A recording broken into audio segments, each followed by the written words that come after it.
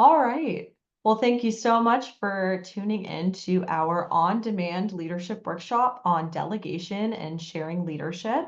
This workshop is for any Elon student looking to learn about delegation and learn more about leadership.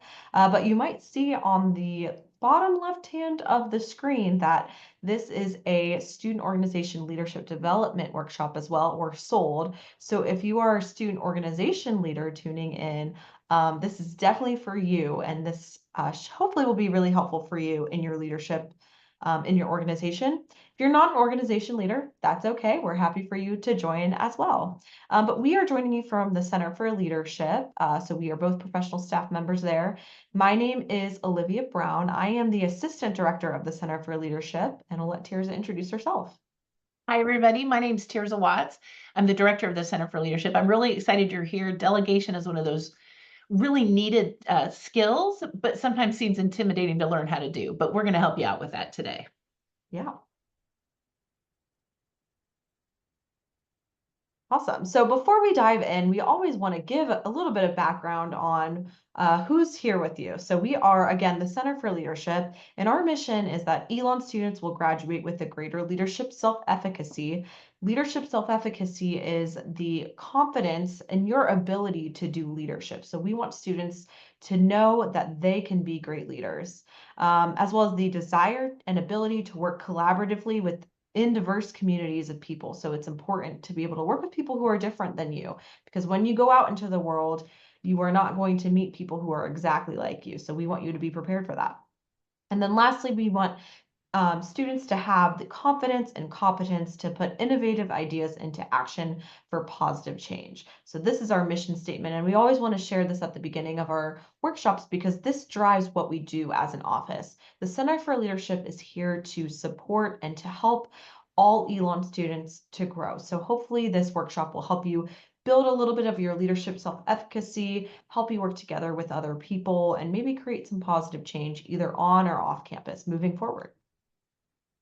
We also like to root all of our workshops in career readiness. We know that you all are here for college. You're all here to find your career and go into the workforce, hopefully after college. So we want to use our leadership development to help you prepare for that. So we actually base all of our leadership workshops in what is called the NACE competencies, the NACE career readiness competencies. So this is the National Association of Colleges and Employer, and they sat down and put together all of these competencies that you see on the screen. So professionalism, communication, critical thinking, teamwork, technology, leadership. So we're one of them, equity and inclusion, and career and self-development. All of these competencies are skills that have been identified by employers and by college career centers, and as well as higher education professionals, to say these are the things that we want students to graduate with. These are the things that employers are looking for when they hire people who have just graduated college. So our goal in the Center for Leadership is to make sure that you all are getting these competencies so that when you do graduate, yes, you did all of your classes and you've gotten good grades and you've gotten the credits that you need to graduate, but you also have some of these competencies that you might learn in or outside of the classroom. And so hopefully, I think our topic of delegation today touches on quite a few of these. So hopefully you can grow in these as well during your time at Elon. And one thing I would note for you is, Olivia, if you wouldn't mind going back. Yeah. So she noted that leadership, our center's mission, is one of those, but I want you to look at all of them. All but technology are actually part of the leadership process. And so that's why we really want to make sure you understand this. Absolutely.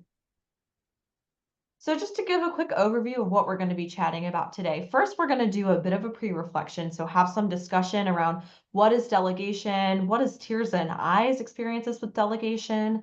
Then we'll go through a step-by-step process for effective delegation, and then talk through some case studies that we want you all to work on. And overall, out of this workshop, we hope that you understand the components of delegation and why it's such a key part of leadership. We want you to have those strategies and those steps so you yourself can have better delegation habits. And then we want you to be able to apply these strategies to different real life examples that you might have. All right, so we're going to start with a thought reflection question, and I'm actually going to ask Olivia to think about this. Um, we would love if you pause the video at this point and grab a pen, piece of paper, or it could be grab your phone so that you can take some notes in your notes app. But we want you to also answer this same question. So pause, grab your items, and then take some notes on this question, and then start the video again, and you'll hear Olivia's response. So Olivia, hopefully they paused. I would love if you would think of a time where, as a college student and you were in leadership positions, when did you have to delegate a task that you can remember in that kind of leadership space? And what was the outcome? How did it go? Yeah.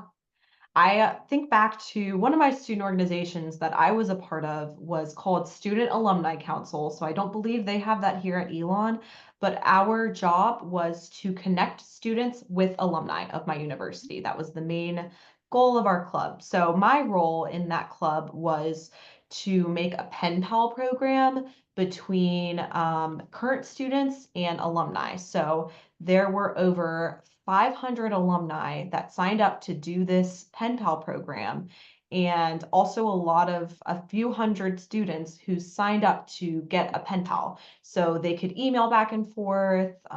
We tried to match up students with alumni that were in a similar field to them, so like a business student with an alumni who works in business. And that was solely my program. That was my one role that I had in the organization. But I actually found it to be really overwhelming because again, there was hundreds of students and 500 alumni that were looking to get paired up. There was actually even more alumni signed up than there were current students, so that was another challenge. And I had to match up and decide who could be matched up with who. And I decided to ask some other people who were in a similar, I guess, unit, for lack of a better term, who also helped with alumni engagement. I asked them to help me. So it wasn't necessarily in their role, but I went to another program coordinator in the club and I said, hey, I know you do a similar program. They did a program where students and alumni got dinner together.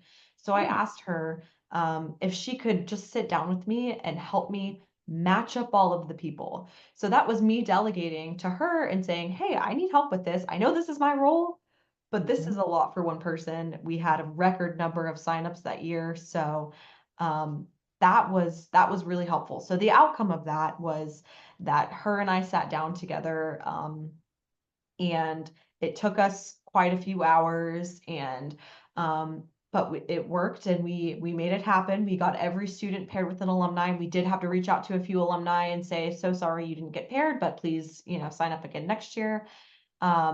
And it was really great, and it was really relieving to have somebody helping me. And at first I was a little ashamed because again, it was my role, but in the end, I'm so glad I asked her for her help. And in future years, I didn't have the same position again the next year, but I did meet with the person who was taking my position, and I said, you're gonna need help with this. Like you can be Right. the lead point person, but make sure you have at least one or two people helping you with that matching process. So that continued on in future years. Yeah. Great. I think it's important that you noted that sometimes tasks are overwhelming. Perfect reason to Mhm. delegate and find support from others to help you. Yeah. All right. Now, Tirza, I have a couple questions for you. And so if you are following along watching, go ahead and pause the video again and write out your answers to these questions. And then hopefully you got a chance to pause, or you will pause in a second, and then I'm going to ask Tirza these questions. Okay, so Tirza, Yeah. in what parts of our life do we need to delegate? And then when have you delegated and it didn't work? And what Mhm. did you do to recover from that? I think there's lots of parts in our lives where we can delegate. Number one, we often think of our homes. So if you're living with your family or you have lots of roommates, sometimes you need to delegate to manage just life tasks. So sometimes it's somebody to take out the trash and it's somebody to do the dishes and oh, it's your turn to vacuum. Otherwise, one person has the burden of doing all of those tasks. So personal life for sure. I think when we get into leadership positions, either in the workplace or in a student organization or just a team that you're a part of, think of a sports team, for instance. There's somebody that probably has been delegated to get the equipment, to make sure that we've reserved the field if we're there to practice, Somebody is delegated to maybe to take care of transportation, to get us to matches, whatever we're doing. In a student organization, you might be doing event planning, and there's lots of parts for that. So there's room reservations, there's the food ordering, there's the decorating. Maybe it's finding a guest speaker. Maybe it's leveraging and finding folks to volunteer to run the event or to work the event. So I think there's lots of ways that we can apply that. A time when I delegated and it didn't work, I'll give you a pro and a con in the exact same position. I became a resident advisor in college, and as an RA, I'm a crafty person. I love doing my bulletin boards. And I noticed very quickly that I had a group of women on my floor that would come and hang out with me while I was changing the bulletin board. We had to put a new one up every couple of weeks. And I remember telling my resident director about it, my supervisor, and I said, oh, these girls love to come hang out with me. And he said a pivotal thing to me that really helped me understand delegation. He said, you should work your way out of a job. And I was like, what do you mean by that? And he said, you can develop their skills and maybe they'll enjoy it enough. If they like that one task, talk more about being an RA, maybe they'll want to apply to be an RA. He goes, why don't you see if you can get them to do the bulletin board? So the next time I did one, they were out there and I said, y'all want to help me? And so they helped cut things out and put things up on the board. The time after that, I said, hey, I've got to run downstairs to do something. Here's the pieces parts.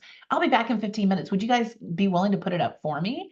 And they were like, sure. And so then they did it. And then the next time before I did it, I went down to their room and I said, hey, y'all seem to really like doing that. Would you like to design the board? And so they're like, oh yeah, could we? And so they gave me the stuff. I went to the residence life office, cut it out, brought it back. So that was a half step. And then the time after that, I just let them do the bulletin board. And they would just tell me what topic they were putting up. So I worked my way out of a job. So that's when it did work. When it didn't work is I thought maybe those young women would be interested in doing floor programming. That was another thing as an RA. We did a program like every other week. So probably did 8 programs a semester. And I tried to use that same technique with them and delegate a presentation for our floor because we would meet in the lobby and have snacks and talk about something. They were not ready for that. And we had a miserable experience. Half of them didn't show up. It was overwhelming to them, as you described earlier. It was just too much. And so to recover, I just kind of winged it and kind of pulled it together during that presentation. I don't remember the topic, but I learned a lesson that sometimes people aren't prepared to be delegated every type of task. Wow. Thanks for sharing. Yep. Okay, so just to get some common language and understanding of what delegation is, to define it, it is the assignment of authority to another person or to give a job or responsibility to someone other than yourself. And this can be in a variety of different contexts, kind of how Tierza just talked about, right? You can do it in your personal life. It can be at home. It can be with sports. In an academic setting, you might often have group projects or things where you need to delegate. In a professional setting, we need to delegate as professionals in our jobs. Or again, with those personal contexts, maybe with your family or friends. And there's a lot of reasons why you might need to delegate. You might be forced to sometimes, right? There's a group project or a task at hand where it just simply is something that needs to be delegated. Maybe you're feeling stressed or overwhelmed about something, kind of like how I was in my student organization. Maybe you might be coming up on a deadline and you need help. So you need somebody else to step in to help you with that so that you can meet that deadline. Maybe you don't have all of the knowledge or the skills to be able to complete the task at hand. So you might need to pull somebody else in and say, hey, can you help me with this or teach me how to do this or help me do it to be able to complete the task. And there's a lot of benefits to delegation. As we've mentioned already, it is such a key component of leadership. It maximizes the time spent on the project. Oftentimes projects come out a lot better when more people work on them and spend time and dedicate time to them. It collects different perspectives. So like we talked about in the very beginning, it helps you to work together with other people who are different than you and bring different perspectives. Maybe you're working on a project by yourself, but then you bring somebody else in and they come with a new idea or a new viewpoint on that. That can actually help improve it. It helps with learning how you can communicate with other people. So not just necessarily working together with others, but how do you communicate? What's your style? How do you relay information to other people? And then what are other people's communication styles? That's also really helpful and important to leadership. And then lastly, practicing delegation helps you get better at delegation. So the more you delegate and the more you're able to do it and have that experience, the better you will be next time. So it's kind of that practice makes perfect philosophy where you might be a little afraid of delegating right now, but the more that you do it, the easier it gets. Yep. So once again, we're going to ask you to pause the video and maybe just think on this question. So like I just mentioned, sometimes it can be scary, or you maybe just be hesitant to delegate a task to somebody else. So in thinking about your personal life or academics or any context, have you ever been afraid or hesitant to delegate a task? And if no, why not? Why aren't you afraid? And then if yes, what are those fears? Where's that hesitation coming from? So go ahead, pause, think on this question or write it down again if you want to. Um, and then when you unpause, Tirza, again, I'm gonna turn this over to you. Have you ever been afraid or hesitant to delegate something to somebody else? And why or why not? The one that comes to me was a big project I got in a job. I had been at that university working for about 2 weeks when my new supervisor, so in student organization land, this might be meeting with your advisor of a club, but my new supervisor said, "Hey, I want you to implement blah, blah, blah." There was a programming type of work he wanted me to do, and I was completely unfamiliar with it. And I was like, "Well, what's that?" And his response was, "Well, I don't know the details, but before I left my last job, my colleague that I look up to was implementing this project at my previous school, and I want us to do it here because he thinks the world of it." And I was like, "Oh, okay." So one of my fears was my supervisor has delegated this big project to me, but he doesn't understand the complexity of it or really what it is. And then that means I don't understand the complexity of it. And I was working with a department of about 22 staff members. So that's about the average size of a student club, right? So if I'm to do something, my advisor in the club language, delegate something for you to do as the president or as an officer or maybe a committee chair. They don't understand it. You don't understand it. How do you effectively delegate a really big project? And so my hesitation was I needed to understand it before I thought I could effectively delegate it because you want to be a resource to the person you delegate to. Sometimes they have questions. And so if I didn't get it, how was I going to be a good helper to them? And so I had to do a lot of research and learn about it. And I went back to my supervisor. I was like, "I think I'm going to need 2 months to get this under my belt. So I understand it. I want to make sure you also understand it. And then I can work with our larger team to then delegate different parts of it." It turned out to be a project that took us 2 years to implement, but I have to be really honest with you. It's one of the best things I ever did in my career. And it Wow. transformed how I worked with college students. And so even though I was really nervous, I'm glad I leaned into it and was like, "Okay, I have the self-efficacy as a leader to know I'll figure it out. There's lots of resources. I can do research." So I tapped into my leadership skills to figure it out. So yeah, my hesitation was about it's unknown. Yeah, yeah. But that's a great delegation success story that came Yeah. from maybe a little bit of fear and hesitation. And I provided a few more examples of some reasons why people might be hesitant or fearful to delegate.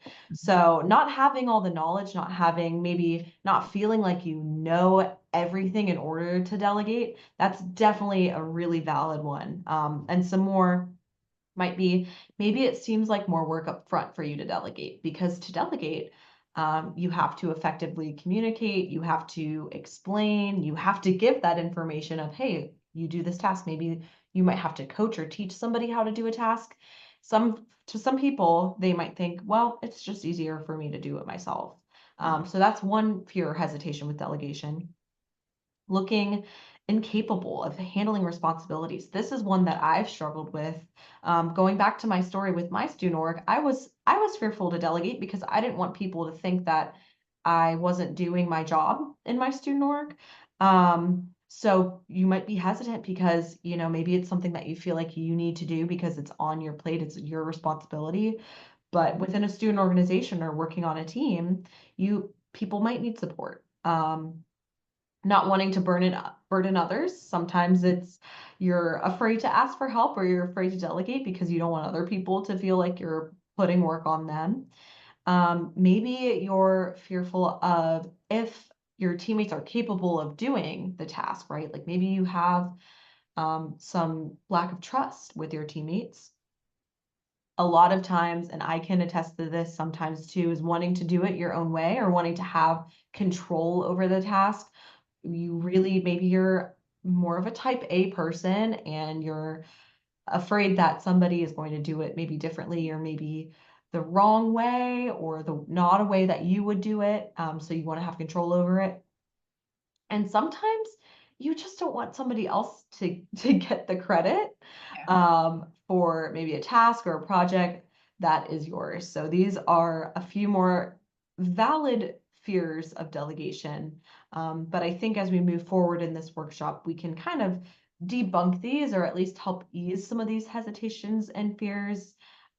Because again, delegation is an important part of leadership that whether or not you have some of these, again, very valid fears or hesitations, you will still need to do delegation. So we're going to talk about how you might be able to get past some of these. Okay, bottom line, delegation is needed, and I think Olivia set that up really well. It's an important part of the process because there are many things we just can't do it all. We'll run ourselves into the ground. And as a student leader, you're trying to balance classes, your involvements. Maybe you have a position in an office on campus or you're working off campus. You have friendships and relationships, right? And so to find good balance, you've got to do that. And you need to think of it, I think, as a way to support the end goal, right? I want to accomplish this, or we as a group of people want to accomplish this. The more that other people feel like they're a part of it, and delegation sometimes makes people feel like they're part of the project, the better it will be, as you said. So it's an important skill to learn. Awesome. So with all of that said, we are going to go through a step-by-step way for you to have more effective delegation. So hopefully as you go through these, maybe you can write them down and find some ways to remember them so that moving forward as a student leader, you are able to delegate more effectively. All right. Step one is deciding, should I delegate, right? That's step, like, you got to figure that out first. So first you have to ask yourself these 5 questions. And the secret sauce behind this list of 5 questions is the more of these that you answer yes to, the more reason to actually delegate. But if you only answer yes to like one of these or maybe 2, maybe you shouldn't, right? So that first one, is there someone else who has the necessary information for the task? Sometimes people know things you don't know, right? The next question, does this task provide an opportunity to grow and develop another person's skills? So as I talked about earlier, can you grow another leader? So if you're in a formal leadership position, can you develop their skills so one day they can take your place, right? Or they develop a skill so that they can have another kind of leadership position. So can I grow somebody else's skills? Maybe I already know how to do marketing, for instance, but somebody's communicated in our meeting, I really would like to do, some marketing work so that I have that on my resume, or I can talk about that for an internship interview. So instead of you doing the marketing, let them try it, right? You can set bumpers in there where they come to you for you to look at stuff and give them feedback before it's public in that example. But lean into, can I grow somebody else's skills? Is this a task that will reoccur over and over and over again? And so can various people have a role in that? Or is this something where they can perfect it and then it becomes an easy task for them to do? That 4th question, do I have enough time? Sometimes you personally don't have enough time, but somebody else is looking for a way to get involved. They're looking to support the project or your organization. And so you do have to factor in, do I have enough time if I choose to delegate to train them, to communicate clearly what my expectations are, to figure out when can we check in? Because delegation isn't something that you just go, hey, go plan this event and you turn them loose and expect it to happen a month later. It's going to help if you say, hey, let's meet once a week. Do you have time to meet once a week to do a check-in with them? That will make them feel like they have access to you for resources, and then you feel more confident that they're on the right path. And then that 5th question, is this a task I should delegate? Or is it generally something that needs my personal attention or my leadership position's attention, or my skills? Maybe it's just not a skill somebody could develop quickly and I just need to take care of it. So again, go through all 5 of those. The more you answer yes, the more you probably should delegate. So now that you have answered yes to those questions and you are now choosing to delegate something, the next step, step two, is to specify your goals. So firstly, ask yourself, why am I delegating this task? Is it, again, maybe it's something that you would like somebody else to grow and develop in. Maybe you're feeling overwhelmed. Maybe you don't have enough time, right? Like ask yourself that why behind why you're delegating. And then after that, ask yourself, what are the desired outcomes of me delegating this to somebody else, right? What is the end goal of maybe why or what I want to happen when I delegate this to somebody? So some examples could be you want to get an A on a group project. So you're delegating tasks to your group members. You want to increase the engagement in your student organization. So maybe you're delegating some of that marketing or some of that event planning to other people in your student org. You want to plan a successful event. You want to help other student organization members to learn and grow, right? So thinking about the why behind it and coming up with a few goals before you even go to delegate to that person. So you understand the why and what the desired outcomes are so you can use that to drive you again as you coach that person and help that person to complete the tasks. All right, so our third step of effective delegation is identifying the right fit. And so that fit sometimes is the person, or it could be skill sets that a group of people have. So it could be to a committee versus a different committee. So first off, you got to brainstorm, who might I delegate to? And then really thinking about, is this person a novice? They've never done this before, so they need to learn this skill. Are they average, like they've done it a couple of times and they've got the basic skills, or are they an expert at this and I can just delegate and they'll take care of it? And so then you also have to think through, what's that person's preferred work style? And I think this is self-awareness for you as the leader in this case. Some people are very highly organized. Other people are more free flow. And so things get done in both types, but they get done and it looks differently. So do I understand their preferred work style? And then do I understand their current workload? Can they actually take it on? Sometimes people get something delegated to them and they feel guilty telling you no. They're too busy. And so you want to be as aware as possible. I know that when I do approach somebody to delegate, I'll sometimes say, hey, do you have time for this? I want to offer you this opportunity, or there's something that I'm not sure I'll be able to take care of, but I know you're invested in the project. Do you have time? Because I want them to feel comfortable being real with me. Because if they're overwhelmed with something else, I'll find somebody else, right? I can go back to the drawing board and start this over with going back to somebody else on my list. So now that you've chosen who you'd like to delegate to, we highly recommend step 4, which is making a plan for this person and for yourself. So how can you put it in writing? So maybe you're delegating something to multiple people. You really want to make sure that each step or each task and all of the expectations are really laid out for the team or for that person. So it's important to have it in writing because you might delegate something to somebody in person and talk them through it. And then they turn around and forget a few of the details that you said, or maybe miss part of it. So definitely go to them in person, talk to them, have a conversation, but follow up with writing, follow up with this plan to make sure that they have it written down somewhere and can go back and look at it if they have questions or they need to remember some of the details. So in this plan, definitely recommend including the desired timeline. So when you're delegating something to somebody, you can say, okay, does this seem feasible to do it in the next 2 weeks or by the end of the semester? Make a due date or some type of timeline so they know when they need to have these tasks done by. Again, if you're delegating to multiple people, make sure it's clear who's going to do what. Because sometimes a task that's assigned to everyone is assigned to no one. So make sure each specific person has a task or each task has a specific person assigned to it. Can I make one little thing? Yeah. That I just thought of? I think it also helps to put it on, if this is for a student organization, tell them that you're going to have them check in with the entire team. Maybe it becomes a standing item on your meeting agenda.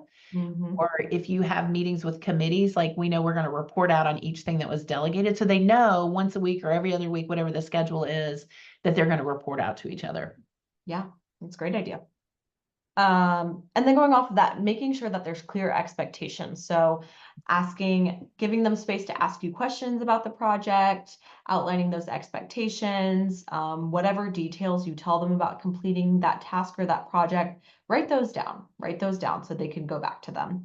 And then we really recommend using different tools and resources to make sure that everybody can look at the progress of the project together and have a shared space where you can go back to look at everything. So the Center for Leadership actually uses Teams, which is a Microsoft app. All Elon students have free Microsoft suite available to them. So you could use Teams for this and just create a Teams for maybe your student organization or group project and put everything on there. So it's all in writing and you can all access that.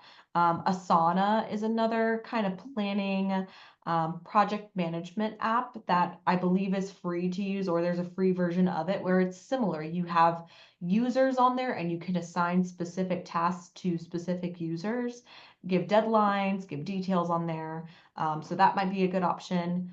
Planner is another Microsoft app that actually goes along with Teams. It's actually embedded in Teams if you want to use Planner and Teams, which is cool. And Planner is another project management app where you can, again, have different tasks, assign them for different people, give due dates. You can attach documents to the tasks. It's really intuitive. And again, I would highly recommend using the Microsoft Suite, especially because it's free for Elon students. And a lot of these things, going back to that career readiness, Yep. Microsoft is something that you all might need to use in your career. So these are great ways to, again, stay updated on the plan for your delegation, and get a little bit of professional development in there as well by using those platforms. Another thing I'd add about using Teams is that you can make multiple people owners of your team. So if you're a student org leader, set up, let's say you're the biology club, set up a Microsoft team for the biology club, make all the officers the owners. And that way, if somebody pieces out and kind of ghosts your club, you don't lose data and information. And as your officers, new ones are elected, you add them as owners. Everybody else can be a member in the account. When you use Google Drive, which I used Google for years, but when you use Google Drive, it's tied to somebody's personal Gmail address. And so if that person disappears, all the stuff in your Google Drive disappears for your student organization. So that's why we really think Teams is a good product for student orgs. Yeah, definitely. Thank you. Yep. All right, step number 5. When you finally have delegated, you've made a plan, you have maybe done some training or some expectation setting and you turn them loose. You have to make yourself available for questions. So I think as a student leader, it's important to have check-ins. Sometimes it's a text message, sometimes it's a team message, or it's an email. Maybe it's just checking in your exec board meeting, right? Everybody go around and kind of talk about the projects they're working on, or it's presenting to the entire student organization. But you want to make sure you have some kind of communication plan and that you're available if they go, hey, I hit a roadblock. I don't know what to do with this. I need another person to talk to. So you're providing resources. Every time a piece of the big project is completed, you want to celebrate that. You want to celebrate the small wins because that keeps people motivated. And you do want to keep them focused on what are we actually trying to accomplish. So you want to make sure that people are still on the same page halfway through the delegated parts of your project. And so don't get stuck on how things get done. Because again, personality types are different, leadership styles are different, communication styles are different. As long as we're progressing with these small little wins and we're heading toward what our vision was, that's the important piece. And then you don't want to necessarily solve problems for the person that you delegate to, because remember, you're trying to grow another leader's skills. And so sometimes they'll hit a road bump, they'll come to you and go, hey, I don't know what to do next. Instead of saying you should do X, Y, and Z, I want to challenge you to say, well, what do you think you should do next? Let's come up with a couple ideas. What do you think? And so you turn it over to them to give you some ideas, and then you can backfill that with, oh, I think that's a great idea, or, oh, that makes me think of something else. Here's something else you could try. But start with challenging them to think about what are the potential next steps. And again, you're growing competence and their confidence. Yeah, I feel like for me, sometimes if I'm delegating something to somebody else and they, are maybe struggling with it or hit a roadblock, like you said, Tirza, sometimes my first instinct is to say, oh, let me help you. I'll do it for you. Or just let me do it. right? Because they're struggling. But sometimes it's actually more helpful for them to learn and to grow, to just let them keep working on it and keep troubleshooting instead of just immediately taking the task back, right? Because you're delegating so that it's taken off your plate. So don't put it back on your plate, unless they really, really need help. Right. Okay. So in the show notes on this YouTube video down below in the notes, we've got a hyperlink that goes to our student organization and leadership development teams account. And so in that account, you're going to get a handout that has 2 different case studies, and we would love for you to do at least one of them. Don't take more than 10 minutes, but part of learning is not just listening to us and watching us on this video, it's also applying what you've heard and starting that process of, well, what would I do in this case? So we've got 2 we're going to run through quickly, and I'm just going to read them to you. And then we'd love for you to pause the video, click that link down in the show notes, and do one of those, and then come back for the end of the video. So Olivia, let's look at the first one. So case study number 1. Sometimes people get burned out in leadership positions. So this is called the burned out president. Jasmine is the president of a cultural organization on campus. She's taken on nearly every major responsibility. She's planning all the events. She's communicating with advisors. She's running the meetings, managing the social media. Right there, that's like 3 different leadership positions. She's feeling really overwhelmed and is starting to drop balls, right? It's not all going well because it's too much. Emails are going unanswered, event planning is rushed, and her team is disengaged because they don't have a reason to participate, right? So want you to think about that. And the questions we want you to consider is, what responsibilities could she delegate in that description? What's holding her back? So I want you to think about, what are the emotions? What are the things maybe she's feeling? And then I want you to think about the critical thinking piece. What is she thinking? So head and heart, examine that. And who in our team might be able to step into a larger role. So think about the student organizations that maybe you're part of and the type of officer structure you have or committee chair structure. Who might, if you're applying this to your club or organization, could take something on? And then lastly, how can she start a delegation conversation with her team? If it was you in her position, what would you share to say, I need help? All right, let's look at our second case. So case study number 2 is the mismatched task. So Liam is the chair of a community service committee for a service fraternity. He recently delegated the task of designing marketing materials for an upcoming event to a member who expressed interest in helping more. However, the designs were low quality and didn't meet the organization's branding guidelines. So they have a way they like things to look. Liam redid the flyer himself and is now reluctant to delegate again. So want you to think through what went wrong in the delegation process. How could Liam have better prepared and supported the member? Okay, what are the steps that maybe he missed after he delegated? And should he still delegate in the future? Why or why not?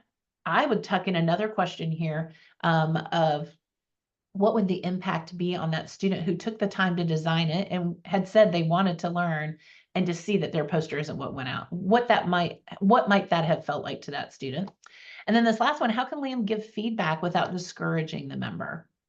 Okay, so pause the video again, click the link down below. We'd love for you to just take one of those, jot some notes. And again, that tangible thing of typing or writing out your thoughts will help you make more meaning of this. Yep. Thank you, Tierza. Yep. Okay, so to wrap up, we want you all to reflect on a few of these questions, and I'm going to go through them. And again, this is a moment for you to pause the video, think on these for a little bit, write out what your plans are and what your goals are as they pertain to these questions, because like Tierza just mentioned, this reflection and what you're going to move forward with this is something that we really want you to take away from this video, not just sitting here listening to us, but making sure that these can be applied to you in real life and in your student organization. So firstly, when thinking about delegating to others in your group, so whether this is again in your student organization, group projects, anything at Elon, what's one thing that you want to do differently next time you need support? So maybe you were thinking back to one of those first questions about, when did you delegate or when did you try to delegate and it didn't work out? Why didn't it work out, and what would you like to do differently the next time? Maybe you haven't delegated before, or you haven't delegated yet because you're hesitant, because you have a few of those fears, and that's okay.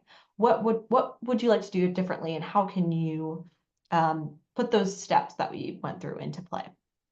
And this is specifically for thinking about your student organization. So if you're watching as a student organization leader, Go through and think about or write down these questions. What's one responsibility that you currently hold that can be delegated? So maybe you have a leadership position in your organization, and going back to that piece about helping somebody else in your organization to grow and to learn, how can you help someone else to learn something new or learn a new skill? Another piece of this is you're going to graduate. Whether you're a first year or a senior, you are going to be leaving the position that you currently hold. Think about who's somebody that might be coming up after you, who's younger than you, um, who might take on this position. How could you help them to grow and to learn now so that they're better equipped to take on the position next year? And does that maybe mean delegating some of those tasks that a general member could do to somebody else and telling them, hey, would you help me with this? I think you would do a great job in this position when I graduate next year. So think about that. Which step of the delegation process could you improve in? So we went through those 5 steps. Maybe you're somebody who has trouble deciding whether or not you should delegate something. Maybe that's a step you could improve in. Maybe you're somebody that needs to do better support after you delegate a task to somebody, and be more of a research or a coach or a resource or a coach for someone after you delegate. So what's one of those steps that you would like to improve in? And then lastly, how might this impact your organization? So what would improve, maybe what would change if you improved delegation in your organization, or if you encouraged more of the other student leaders in your organization to delegate? We talked about how sometimes when members have more tasks and more things that they can take ownership of, it actually improves motivation. It can also improve innovation. It can improve efficiency. So specifically thinking about your organization, what might the impacts be of delegation for not just you, but for other people in your organization as a whole? So again, please take some time, think through these questions, reflect, because if you sit with these and really think about these, you're going to take more away from this online workshop. And that is all of everything that we had for you. We did want to talk a little bit about the Center for Leadership. If you don't know who we are on the second floor of the Mosley Center. And so we're right at the top of the stairs by the mailroom. If you need to reach us, our email is lead@elon.edu. If you want to explore our website, we have a bunch of resources, which I'll talk about in just a second, but all of those can be found on our website at elon.edu/lead. You can also follow our Instagram. We give a lot of updates on events. Sometimes we do book giveaways. We'll always update on when our in-person workshops are happening there. So definitely follow us.